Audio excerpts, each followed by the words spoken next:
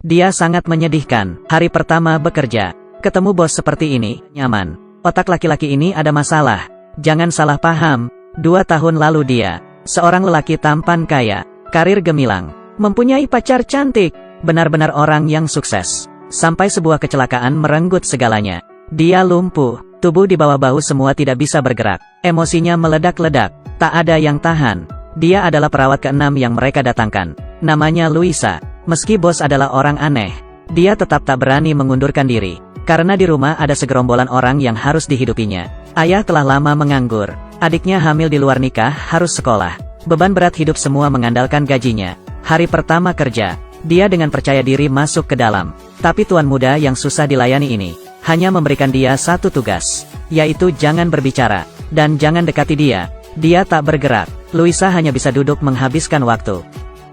Dia sangat semangat dengan pekerjaan ini. Tiap hari datang bekerja dengan penampilan baru. Meskipun dandanan aneh ini selalu membuat Will mengerutkan alis.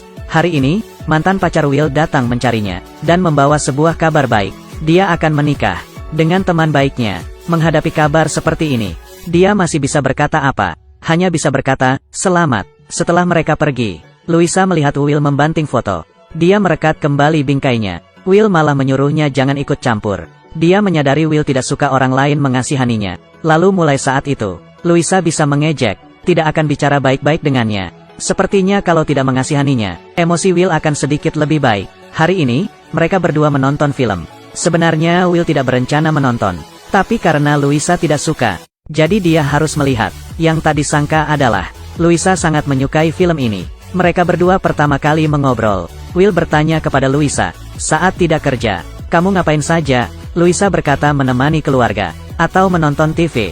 Will menghujatnya, hidupmu lebih membosankan dari hidupku.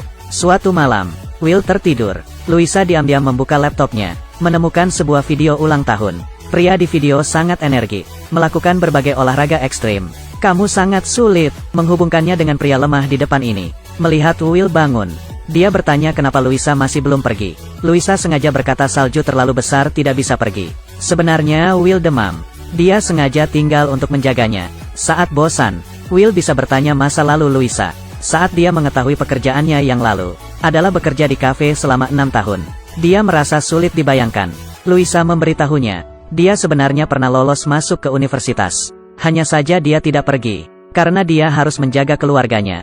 Membuka hati dan berbincang, membuat hubungan keduanya semakin dekat. Will bahkan bersedia membiarkan Luisa mencukur jenggotnya. Selesai mencukur, Luisa tertegun. Pria yang tidak rapi ini, rupanya adalah seorang pria tampan. Ekspresimu sangat aneh. Jangan bilang kamu mencukur alisku, hanya sebelah.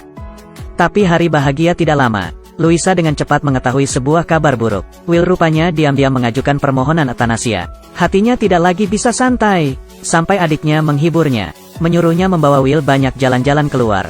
Mana tahu dia bisa gembira dan berpikiran terbuka. Luisa merasa sangat masuk akal. Lalu dia mulai mencari data, konser, olahraga ekstrim.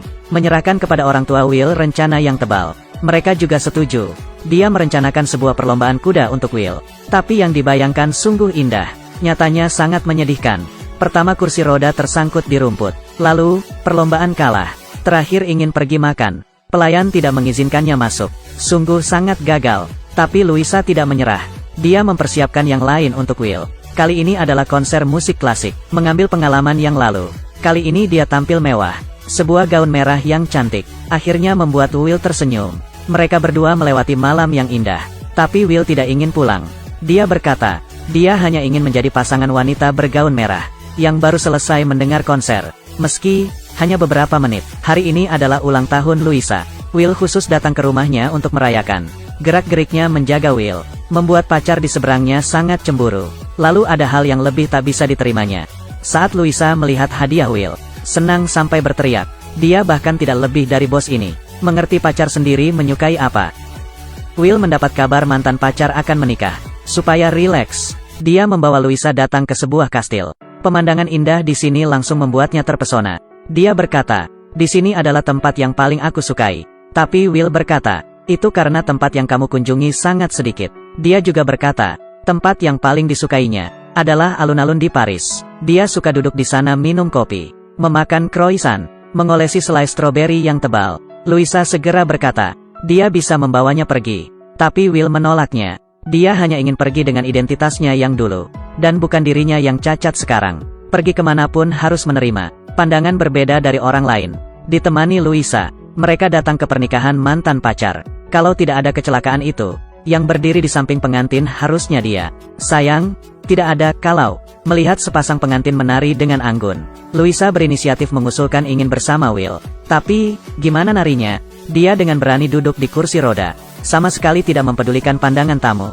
Hanya menikmati tarian mereka. Louisa menggunakan segala cara. Ingin membuat Will membatalkan keinginan Athanasia. Lalu dia mengatur lagi sebuah liburan. Mereka berdua pergi menyelam, menari di pantai pada malam hari. Dia ingin membuat Will mengerti. Asal hidup, kehidupan masih bisa mempunyai banyak kebahagiaan. Tapi Will menyangkalnya. Dia berkata, kamu tidak pernah melihat saya yang dulu. Dia yang dulu sangat mencintai kehidupan. Sekarang dia hanya sangat membenci diri sendiri. Dia mencintai Louisa, tapi dia tidak ingin mengikatnya di sisinya. Tidak ingin suatu hari saat dia melihatnya, merasa sedikit penyesalan dan belas kasihan. Dia berjanji kepada orang tua hidup 6 bulan lagi. Dia telah melakukannya. Setelah liburan kali ini, sesuai rencana dia akan pergi ke Swiss untuk melakukan Athanasia. Louisa tidak bisa menerima kenyataan ini. Dia menangis dan pergi. Dalam perjalanan pulang, dia tidak berkata sepatah kata pun dengan Will. Bahkan turun dari pesawat, membawa kopernya pergi. Ibu Will ingin mencegatnya, tapi dia hanya mengeluarkan 2 kata. Mohon maaf. Ibu tahu dia juga tidak bisa merubah keinginan anaknya. Seketika menangis, pulang ke rumah. Adik bertanya kenapa. Dia menggelengkan kepala. Adik segera memeluknya. Akhirnya dia tidak tahan dan menangis. Ayah menghiburnya. Kamu tidak bisa mengubah pemikiran orang lain. Dia berkata, jadi saya harus gimana? Ayah berkata, kamu hanya bisa mencintainya. Hari ini adalah hari Will pergi. Louisa akhirnya bergegas sebelum saat terakhir. Datang ke sisinya. Will menyuruhnya membuka pintu. Sinar matahari di luar sangat bagus. Louisa yang bermandikan sinar matahari juga sangat cantik. Tapi hal ini, Will yang sekarang tidak bisa menyentuhnya. Dia meminta Louisa memeluknya. Di saat terakhir kehidupan, dia hanya ingin melewatinya dengan tenang. Orang tua dan kekasih tidak bisa mengubah keputusannya. Will tetap saja pergi. Akhir film, Louisa menggantikannya datang ke Paris yang diimpikannya. Meminum kopi yang pekat. Membaca surat yang ditinggalkan Will untuknya. Dia juga meninggalkan sejumlah uang untuk Louisa. Dia yang sekarang akhirnya bisa berjalan dengan percaya diri di jalan. Mengejar kehidupan yang diimpikannya. Demi diri sendiri, juga demi Will yang ada di surga.